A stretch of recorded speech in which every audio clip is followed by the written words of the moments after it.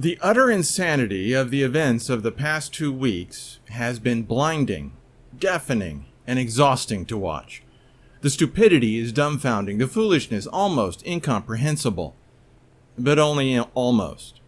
We live in the final chapter of our civilization, so it should not surprise us that society is unraveling so ferociously.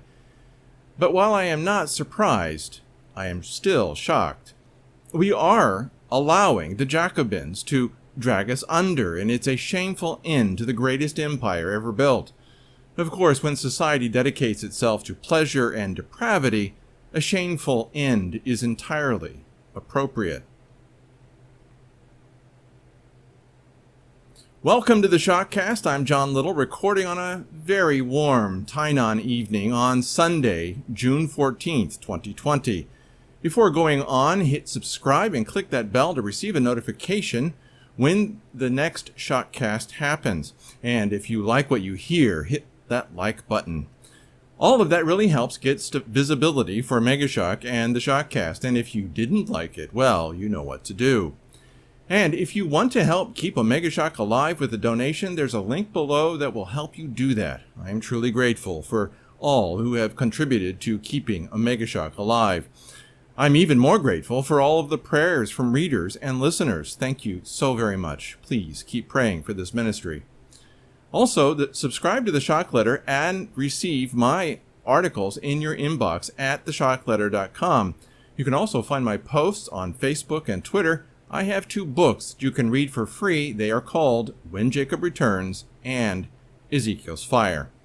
You can find links for all of that below. Now let's get to today's topic. Blinding Insanity, the Weekend Shock Letter for June 13th, 2020. All empires come to an end. Sometimes they crash and burn like the Persians. Sometimes they just fade away like the British. Sometimes they do both, like the French, but they always end. And it looks like America's time has come. The problem that I have with the end of America is that it's just so embarrassing. It's like dying in an attempt to prove that the earth is flat. It's that stupid. Poor Mad Mike, at least he died doing what he loved. Would our world be any more crazy if we spent decades teaching kids that the earth is flat and carried on the back of a space turtle?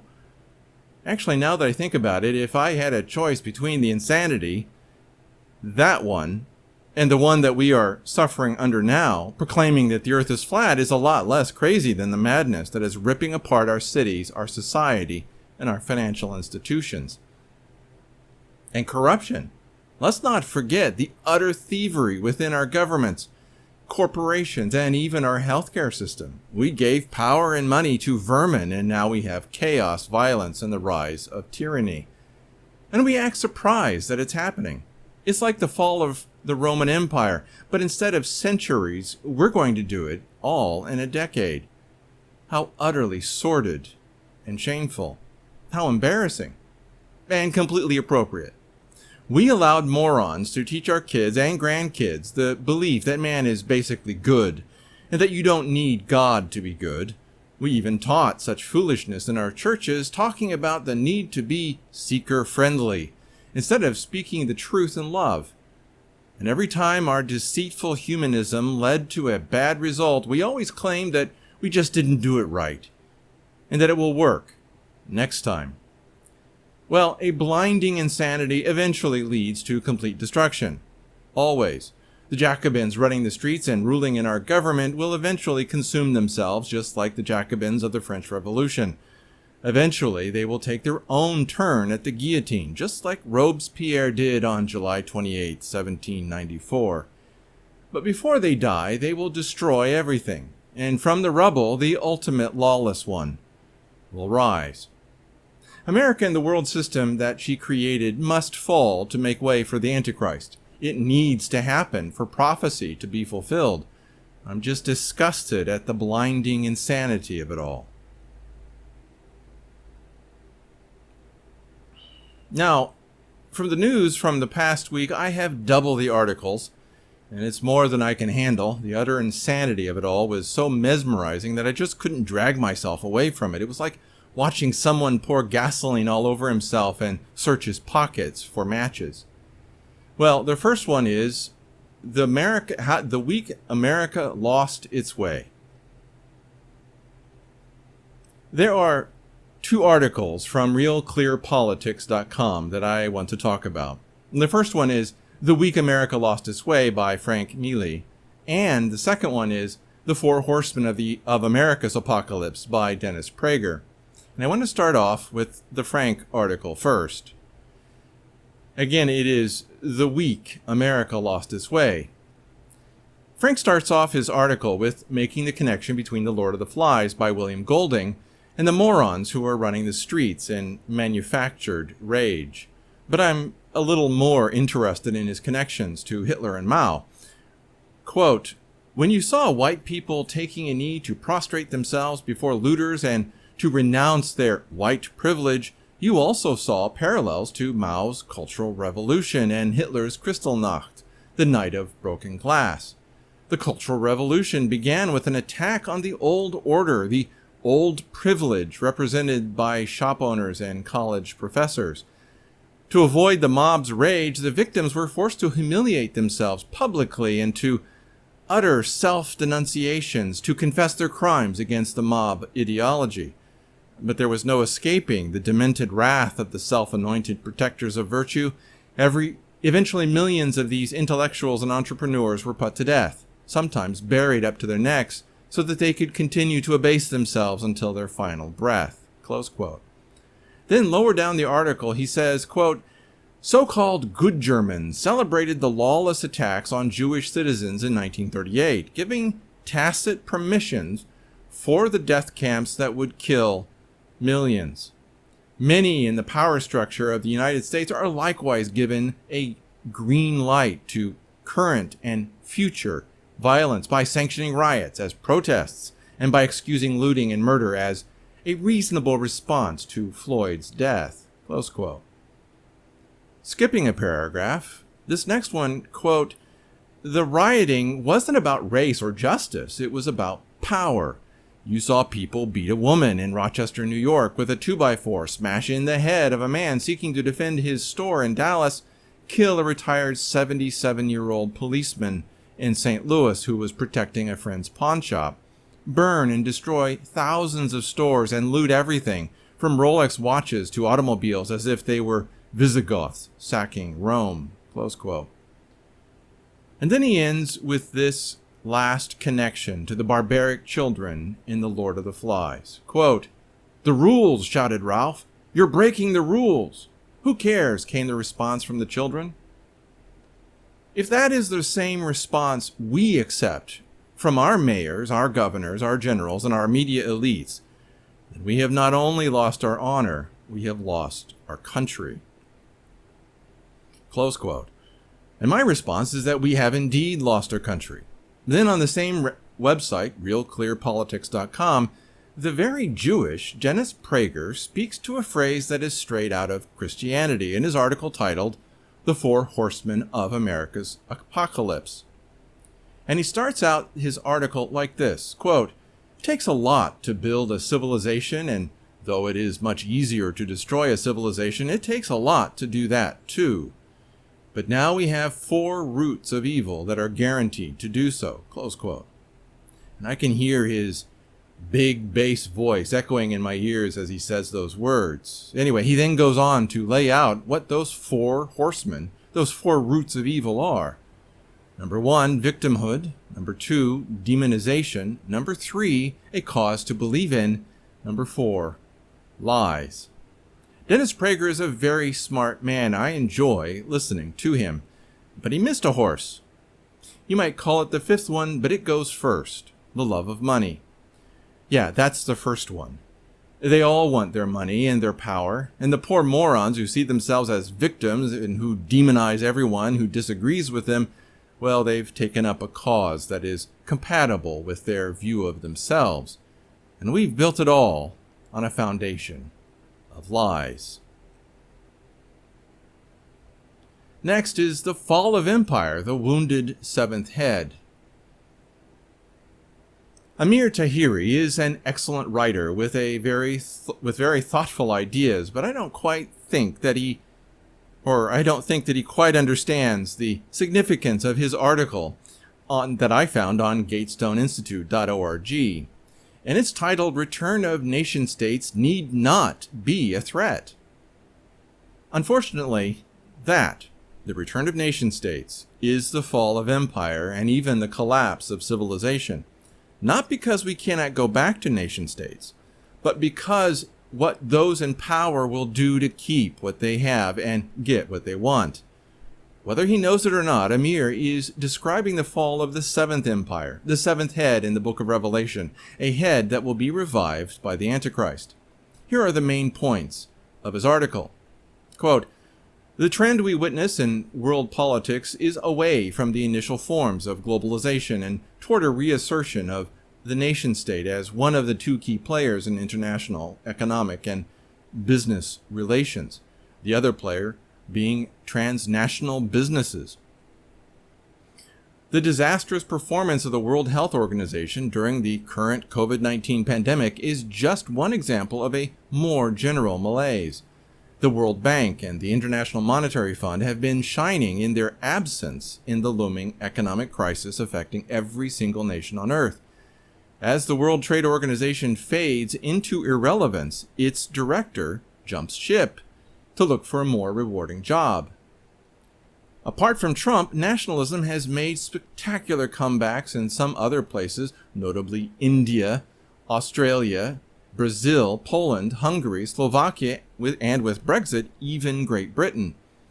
The return of the nation state, if reconfirmed in the years to come, could lead to a revival of classical international cooperation that, taking shape after World War II, created the mechanisms which have helped keep the peace, spread prosperity, and foster the rule of law as never before in human history.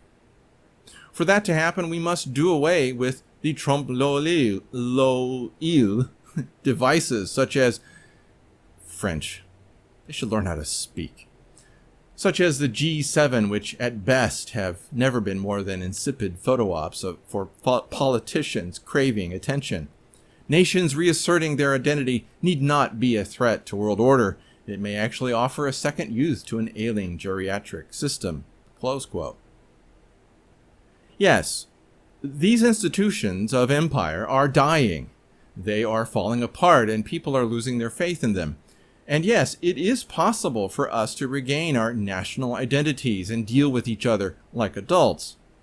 But, in reality, we're just the Lord of the Flies with nuclear weapons. And this will not end well. Next up, our Wile E. Coyote economy, nothing but financial engineering, from Charles Hugh Smith. Let's turn our attention to something a little more dark and less visible. It's all about the hollowing out of our economy by the fat cats who sit in boardrooms, chuckling over how much money they've made, pillaging the corporations that they were hired to protect. And Charles Hugh Smith has yet another great article on the subject. And it's titled, Of Two Minds, Charles Hugh Smith, Our Wile E. Coyote Economy, Nothing But Financial Engineering. Charles combines a gift for words with a keen understanding of how our economy actually works, instead of how it should work. But before jumping into this article, let me provide the official definition of financial engineering from Investopedia. Quote, "Financial engineering is the use of mathematical techniques to solve financial problems. Financial engineering uses tools and knowledge from the fields of computer science, statistics, economics, and applied mathematics to address current financial issues as well as to devise new and innovative financial products. Financial engineering is sometimes referred to as quantitative analysis and is used by regular commercial banks, investment banks, insurance agencies, and hedge funds." Close quote. There's more to that definition than described there, so go to Investopedia.com for the full sugar-coated description. But be warned that it is pure propaganda.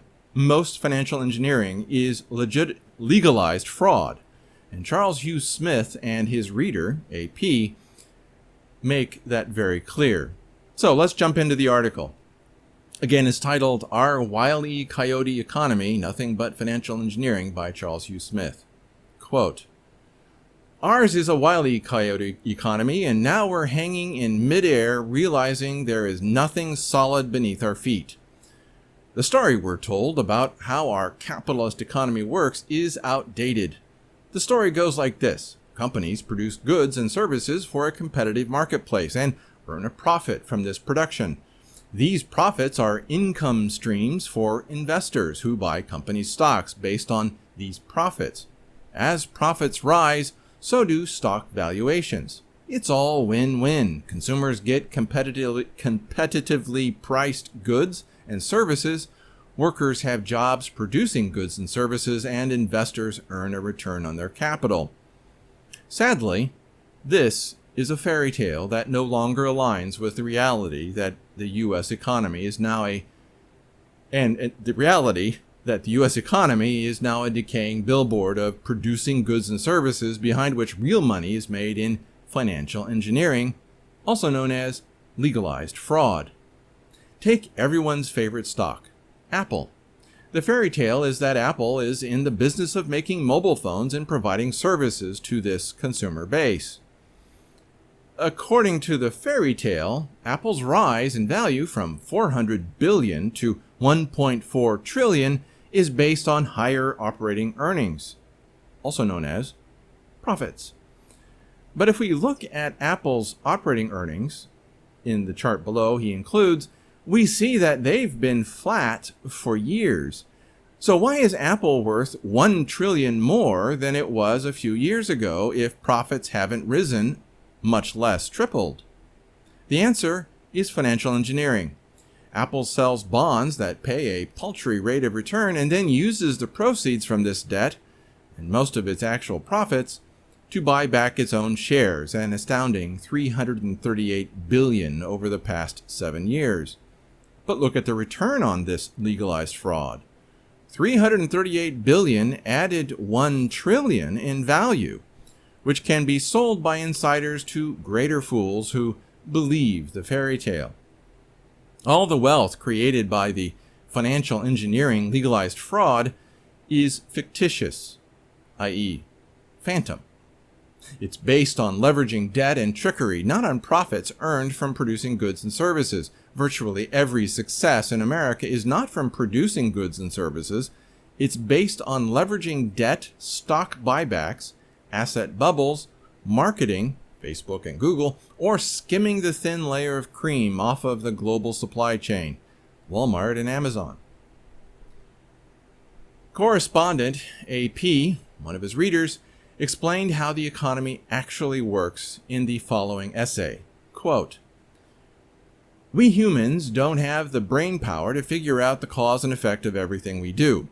So we create stories, shorthand rules of thumb that allow us, based on our previous observations, to predict how the world works. When the predictive power of one of our stories fail, humans, being emotional rather than rational creatures, will bend over backward to make excuses for the story rather than telling themselves that in constructing the story, we ourselves were wrong. Consistency bias is blindingly powerful. Then he says, I'm a physician. When I quit my employer, I had certain knowledge that I was the highest producing employee of my class across 5 states. Yet when I gave my notice, they didn't bat an eye. I also have certain knowledge that 1 year later, my resignation led to a loss of $2 million of direct revenue from my labor that my employer would have otherwise captured. That's when I changed my paradigm. I had been telling myself that my employer had wanted to purchase my labor. What it turns out is that what they wanted to purchase was my credibility. Something that they could get from anyone with an MD. They wanted to use the foot traffic generated by the patients coming to see me to appreciate their real estate values. They wanted to use my relationships to extract patient information for resale. They wanted to use my name on the door to create the impression they were a healthcare company, tax-exempt benefits and all. The $2 million drop in their revenue meant nothing to them. When I left, they simply shared my responsibilities among the remaining doctors who, in aggregate, possessed enough credibility that the appreciation of commercial real estate, the sale of patient information, and the benefits of tax exemption continued unabated, dwarfing any revenue my labor could generate. Then I realized that my former employer wasn't special. Today, virtually any public concern uses their products as a similar front. They're not in the business of selling shoes or oil changes or makeup or any more than banks are in the business of serving depositors or making loans. They're all in the business of financial engineering. And because this business model requires access to capital markets, their products are only there to create an impression that they're actually businesses. Enough so that they can plausibly sell their debt. That's why they don't care if their stores get looted or if they deplatform their most profitable users. The merchandise and revenue are nothing to them. Being able to sell debt instruments and distribute the proceeds to the organization's keys to power, see Rules for Rulers, and by the way, that is in the playlist for this week, is the only thing that matters, and maybe some government subsidies on top. Close quote. Okay, let's pause what AP is saying here. We'll continue on a little bit later. But think about how important this video is, the video Rules for Rulers. That is exceptional, and you need to watch it. I'm not going to quote it here because the owner of the video deserves all the credit. But that video is worth every minute that you'll spend of the 18 minutes, and you'll be disgusted at how psychopathic rulers are. But that's how humanity works. Anyway, back to what AP has to say. Quote, "These companies will borrow and distribute until there is nothing left to leverage, and the last holders of debt are left holding the bag, usually to be bailed out by the Federal Reserve printed dollars. Then the leadership will move on to the next business, rewarded not for being shrewd businessmen, but for being excellent wealth extractors and financial engineers. When money is created without the creation of value, the financial reward of building a business by selling something for a profit is nothing compared to the rewards of using that same business to extract wealth through selling debt until nothing is left. One could argue, in fact, that the virtue signaling we're now seeing actually improves corporate access to the tools of financialization. That's why these public companies will definitely rebuild in the affected cities, though their efforts will be carried under their marketing budgets. Debt vehicles with the aura of social approved social approval command a premium. The same paradigm can be applied to government at all levels, right down to school boards. These organizations function as a front for the skim. You know what a skim is? It's where they extract their own cut of whatever profits come through or whatever money comes through. Public service unions, individual office holders, regulators waiting for their turn at getting hired by those whom they regulate, all are in on it. They all dip their beaks in the stream of confiscated money while generating no value in return. The edifice of government simply provides just enough of a front so taxes can be collected to fund the skim, without effective pushback from tax donkeys who pay. And of course, that's you and me. This paradigm can be viewed as terribly cynical, but it does seem to explain everything that's happening, and it hasn't failed me yet. Dollars have no value, therefore value creation is not needed to gain them. But what's needed is access to the system through which the printed dollars flow, while not being so blatant that folks have to tell themselves a new story, one in which real value is actually needed if one wants to acquire currency. Current events are testing the limits people can be pushed to gaslight themselves. Why pay taxes if the police won't protect your business? Why purchase a product whose manufacturer hectors you before you buy?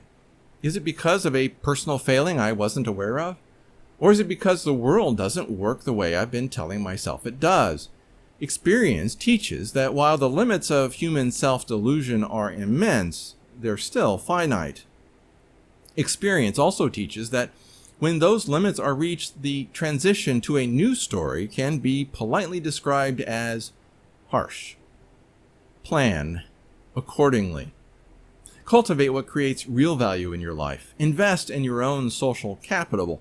And remember, the bad chases out the good, first in money, then in everything else. Close quote from Charles Hugh Smith's reader that he calls AP. Thank you, AP, for explaining how business is just, this is back to Charles Hugh Smith. Thank you, AP, for explaining how business is just a front for the sausage making of debt, fraud, and bailouts when the fraud unravels. Ours is a wily coyote economy. And now we're hanging in midair, realizing there is nothing solid beneath our feet. Gravity is about to take control, regardless of whatever fraud the Federal Reserve bails out and papers over. It's wrenching and painful to accept this reality. The fairy tale was so much more Hollywood. But there can't be a Hollywood ending for an economy based on the phantom wealth of debt, leverage, Fed-free money for financiers, stock buybacks, collateralized scams, and marketing skims. When all the skims, scams, and frauds crash to earth, it won't be a cartoon. Given these realities, Mark, Jesse, and I lay out why we're going all in on bat guano futures, and that's from a podcast that's 48 minutes long, and you can find the link in the main article. As he says, it's all fun and games until the phantom capital evaporates. Please review the looming bank collapse. The U.S. financial system could be on the cusp of a calamity. This time, we might not be able to save it. And frankly, between you and me, of course, we won't be able to. We know what's coming. Also in the notes, you'll see Axis of Easy Salon number 8. We're going all in on Bat Guano futures. Also a podcast, a Charles Hugh Smith podcast, and also a Reverse Wealth Effect ? Also 41 minutes and 52 seconds. Another podcast. You'll also find his books, and he has a Patreon account that you should subscribe to if you really believe in his work.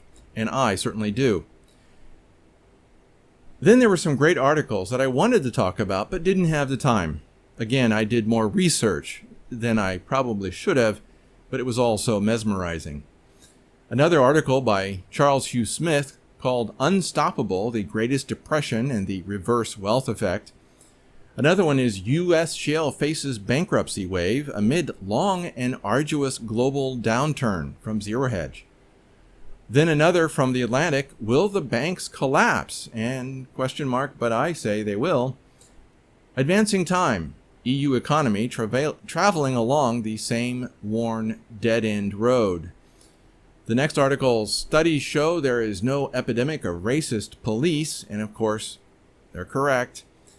Infographic, 11 Cognitive Biases That Influence Political Outcomes, and I really need to talk about those. Another article, A Biblical Plague of Locusts Has Put Millions on the Brink of Famine. We have never, ever seen what we have in the last 6 months. Then, what people fled from behind the Berlin Wall is here now in the West, from Armstrong Economics. And then more food shortages loom with outbreaks at 60 U.S. plants. And then Colorado bill requires re-education for parents who refuse the coronavirus vaccine. And then I want to end on a spiritual note. It's about Dirk Willems. The Anabaptists are the forerunners of the Mennonites and the Baptists, and contrary to popular history, they were not Protestants, since they never were a part of the Catholic Church. They were a part of the long line of Christians who persevered under the persecution of the Roman Catholic Church. Of course, many groups were called Anabaptists, but there is one specific group that was in the Netherlands, and Dirk Williams represents the ultimate moral quandary that we all have: saving the lives of those who will turn and kill us. Whether or not you agree with what Dirk did, it cannot be argued that it represents the finest expression of what it means to be a follower of Christ. Here is what happened from Christianity.com. Quote, Dirk was captured and imprisoned in his hometown of Asperen in the Netherlands. Knowing that his fate would be death if he remained in prison, Dirk made a rope of strips of cloth and slid down it over the prison wall. A guard chased him. Frost had covered a nearby pond with a thin layer of ice. Dirk risked a dash across it. He made it to safety, but the ice broke under his pursuer, who cried for help. Dirk believed the scripture that a man should help his enemies. He immediately turned back and pulled the floundering man from the frigid water. In gratitude for saving his life, the man would have let Dirk escape, but a burgomeister, chief magistrate, standing on the shore, sternly ordered him to arrest Dirk and bring him back, reminding him of the oath that he had sworn as an officer of the peace. Back to prison went Dirk. He was condemned to death for being rebaptized, allowing secret church services in his home and letting others to be baptized there. By the way, rebaptized is literally the meaning of Anabaptist. The record of his sentencing concludes, all of which is contrary to our holy Christian faith, meaning Catholic, and to decrees of his royal majesty, and ought not to be tolerated, but severely punished, for an example to others. Therefore we, the aforesaid judges, having with mature deliberation of counsel examined and considered all that was to be considered in this matter, have condemned and do condemn by these presents in the name and in the behalf of his royal majesty, as Count of Holland, the aforesaid Dirk Williams, prisoner, persisting obstinately in his opinion that he shall be executed with fire until death ensues, and declare all his property confiscated for the benefit of his royal majesty. Dirk was burned to death on May 16th, 1569. His tongue was not clamped. The wind blew the flame away from him, so that his death was long and miserable. Time and again Dirk cried out to God. Finally, one of the authorities could not bear to see him suffer any longer and ordered an underling to end his torment with a quick death. Close quote. I'm not sure that I'm as good a man as Dirk Williams was. I hope that I am, but I won't know for sure until I face the same test. May we all be willing to lay down our lives as Christ laid down his. And that's from, again, Dirk Willem, burned after rescuing pursuer, 1501 to 1600, Church History Timeline. That's it for this ShockCast. If you appreciated this video, hit like, then hit subscribe and that little bell. Also, leave a comment. I look forward to seeing what you have to say about what was said here. Your input is truly welcome. And again, if you want to help keep Omega Shock and the ShockCast alive, there's a link below that can help you do that. You can also get my articles and updates in your inbox through the Shock Letter at theshockletter.com. And read my books for free, When Jacob Returns and Ezekiel's Fire. They just might save your life.